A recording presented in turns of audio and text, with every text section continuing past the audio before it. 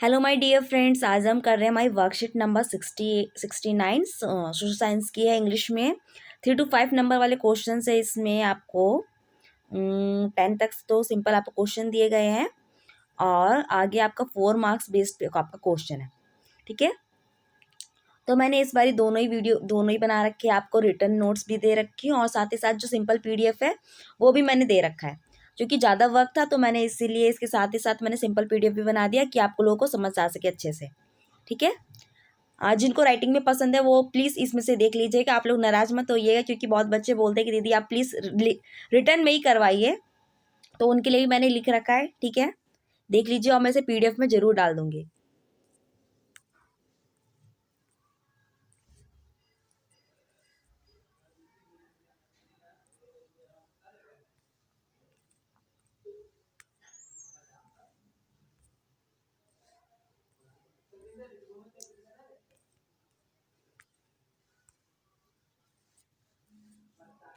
चलिए अब हम अपना वीडियो स्टार्ट कर।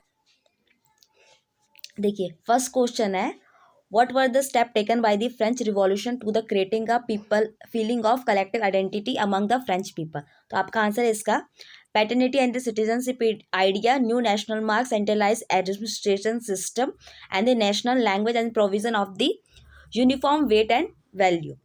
सेकेंड है आपका Napoleon administrative measure had revolutionize the whole administration. Comment. तो नेपोलियन कोड में क्या क्या था? तो improvement in the rural administrative system, urban area reform and reform in the business. Third question देखिए, discuss the role played by the cultural in the creating a European concept of nation. Culture जो system था उसने आखिर क्या European में nation को concept करने के लिए यानी कि नेशन को बढ़ाने के लिए कल्चर ने क्या उसमें योगदान दिया। तो art, poetry, stories, music develop the nationalistic feeling. जो भी उनका पुराना सिस्टम था, जो भी पोएट्रीज थी, उन्होंने इसके जरिए नेशनलिस्ट यानी कि लोगों के मन में राष्ट्रवाद की भावना पैदा की थी। Folk song and the public poetry and the folk dance, emphasis on the local dialects and the folk literature and the language। आगे देखिए, फोर्थ क्वेश्चन है आपका, discuss the process of unification of the Germany.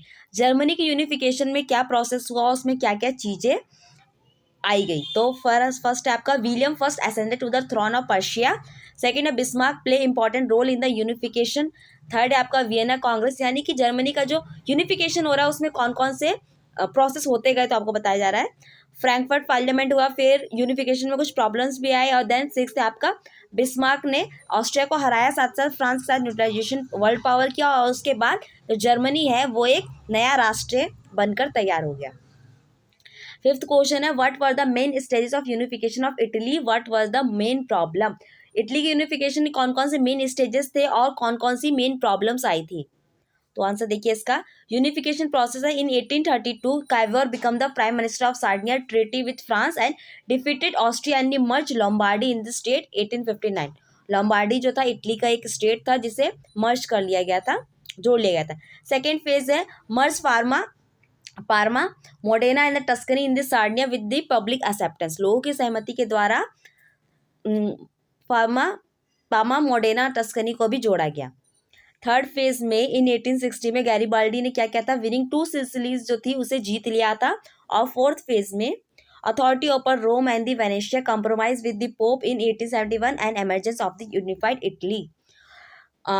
रोम और Venetia के ऊपर उन्होंने authority यानी उनके ऊपर कब्जा कर लिया था, उसके ऊपर अब उनका राज था, और साथ साथ जो पॉप थे यानी कि जो पादरी लोग थे उनके साथ भी उन्होंने कॉम्प्रोमाइज कर लिया। इसके बाद इटली का यूनिफिकेशन हो गया। आगे प्रॉब्लम ऑफ यूनिफिकेशन। यूनिफिकेशन में कौन कौन सी प्रॉब्लम आई, तो long history of the political fragmentation.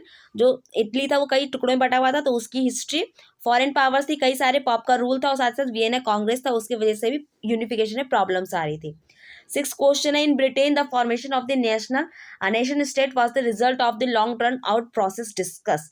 जो ब्रिटेन है उसका प्रोसेस यानी उसका फॉर्मेशन जो है एक दिन में नहीं हुआ, बहुत ही लंबा प्रोसेस हुआ, उसको डिस्कस कीजिए। आंसर है, it was a result of long running process or not of any upheaval or the revolution. First, ethnic identify increase in the importance and the power of the nation with the withdrawal of the power by the parliament from the monarchy in 1688।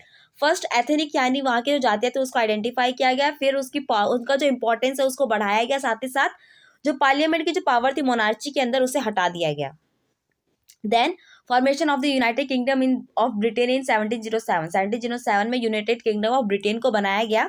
Dominate Scotland Ireland were forcefully incorporated with the United Kingdom 1801, 1801 में क्या किया गया, Ireland को forcefully United kingdom के साथ जोड़ दिया गया और स्कॉटलैंड के ऊपर क्या किया, डोमिनेशन किया गया साथ ही साथ।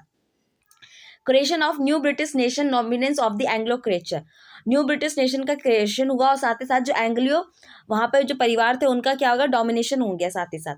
As a ember promotion of the flag and the national emblem, old nation only for the nation, साथ ही साथ जो नया यहाँ पर क्या गया, जो फ्लैग है और जो नेशनल एंथम है उसको बहुत ज़्यादा प्रमोट किया गया और जो पुरानी जो चीज़ें है उसे नेशन के लिए रहने दी गई।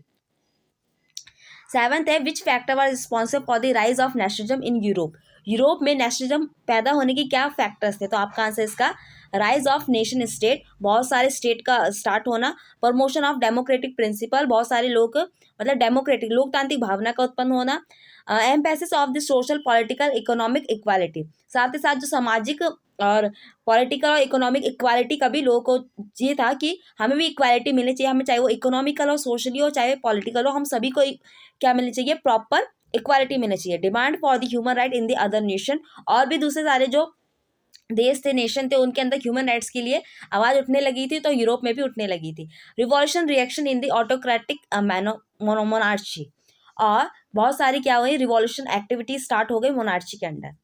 8 क्वेश्चन है, discuss the main provision of the civil code of 1804, 1804 को जो सिविल कोड था उसके कौन कौन से मेन प्रोविजन थे, तो आपका आंसर है इसका abolition of the privilege since the birth, restoration of the property right, end of zamindari and the federal system, improvement in the traffic and the communication system, and one nation currency was the introduce. तो ये सारे 1804 के civil code के कुछ main provision थे।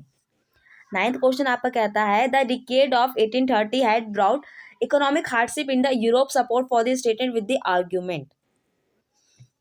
1930 में बहुत सारे ऐसे प्रोसेस हुए जिसके वजह से यूरोप के अंदर क्या हो गया, इकोनॉमिक हार्डशिप आ गई, यानी कि वहाँ पर बहुत ज़्यादा प्रॉब्लम आ गई। तो इसका आंसर क्या है, in 1930 enormous increase in the population all over Europe, there were more seeker of job than employment, बहुत ज़्यादा क्या हुआ था वहाँ पर, पॉपुलेशन बढ़ गई थी जिसकी वजह से नौकरी होने के मुकाबले क्या था, नौकरी ढूंढने वाले ज़्यादा, नौकरियाँ कम थी। Competition between the local merchant and the cheap machine made cloth for the और good from the England, England से जो सस्ता सामान आता था मशीनों द्वारा बना हुआ, और साथ ही साथ जो लोकल मर्चेंट थे उनके बीच में क्या हो जाता था, कॉम्पिटिशन बढ़ गया था, जिसकी वजह से और ज़्यादा गरीबी स्टार्ट हो गई थी। The rise of food prices और year of bad harvest led to the wide spread populism in the town and the country.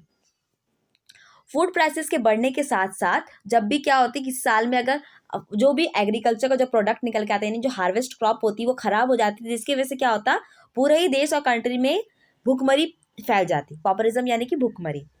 10th है आपका how did the female figure become an allegory of the nation during 19th century in the Europe, explain with the example. आपको कह रहा है कि जो female figure है वो एलिगरी यानी एक नेशन का रूपक कैसे बन गए। एलिगरी का मतलब होता है किसी की एक पहचान होना, तो आखिर फीमेल कैसे बन गई था, female figure became allegory of the nation, Germania allegory of the German, she wear crown of the oak leaves and the German oak stand for the heroism. इसमें क्या था कि जो फीमेल जर्मनी की जो फीमेल का नाम है जर्मेनिया है, फीमेल एलिगरी, वो की क्या पहनती थी, एक ओक लीव्स का क्राउन पहनती थी, जो जर्मन में ओक जो है हीरोइज्म यानी कि वीरता का प्रतीक है। नेक्स्ट है आपका मैरियाना जो कि फ्रांस की थी, फ्रांस का जो फीमेल एलिगरी थी, national symbol of the unity and the persuade the people to identify with it, वो क्या थी, एक नेशनल यूनिटी का एक प्रतीक थी, और साथ ही साथ लोगों को ये बताया गया कि आप भी इसी नाम से इसे जानिए कि मारियाना क्या है, एक नेशनल यूनिटी है। Mariana image were marked on the coin and the stamp, Mariana के जो इमेजेस थे वो सिक्के पे और स्टैम्प के ऊपर भी लगने स्टार्ट हो गए थे। देन आपका 4th मार्क्स वाला क्वेश्चन है, आपको इसमें अर्नेस्ट रेनन के ऊपर एक टॉपिक बताया हुआ है, पैराग्राफ है, उसमें अर्नेस्ट रेनन कौन है, उन्होंने क्या क्या स्टोरीज लिखी है उसके ऊपर है। तो अर्नेस्ट रेनन कौन थे, ये एक फ्रेंच फिलोसोफर थे, इन्होंने अपनी बुक लिखी थी और बुक में ही नेशनलिज्म को आगे बढ़ावा दिया था। सेकंड क्वेश्चन है what were the key features of the nation according to the Ernest Renan, Ernest Renan के अकॉर्डिंग की फीचर्स क्या थे नेशन के, heroic past, great man and the glory of the nation. Third है आपका describe the role of nation for the existence of the liberty, liberty के nation का जो रोल है वो लिबर्टी कारण क्या एग्जिस्टेंस में आता है आपको बताइए। Nation is the large scale सॉलिडरी and it existence is the daily plebiscite. Plebiscite का मतलब होता है जन संग्रह या फिर जनमत, लोगों की सहमति। ओके, प्लेबिसाइट का मतलब है। फोर्थ है आपका define the nation in your oven words. Nation को आप बताइए कि नेशन क्या होता है, आप अपने शब्दों में बताइए। The existence of the nation is the necessity.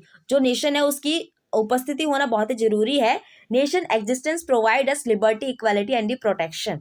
Nation जो है वो हमें, नेशन का एग्जिस्टेंस ही हमें लिबर्टी, आज़ादी, इक्वालिटी और प्रोटेक्शन हमें प्रोवाइड करता है। A person can't live without nation, nation provide self respect and the proud. Nation ही क्या करता है, कोई भी इंसान नेशन के बिना नहीं रह सकता है। सभी लोगों के लिए राष्ट्र जो होती है उसकी भावना अलग होती है। सभी लोगों के अंदर अंदर क्या होता है, नेशन जो होता है हमें एक स्वाभिमान और प्राउड फील कराता है। ओके फ्रेंड्स, यहाँ पे हमारे वीडियो कंप्लीट होता है। आई होप आपको वीडियो अच्छा लगा होगा। इसे लाइक कीजिए, कमेंट कीजिए, शेयर कीजिए। अभी वीडियोस देखने के लिए मेरे चैनल को सब्सक्राइब कीजिए। Thank you.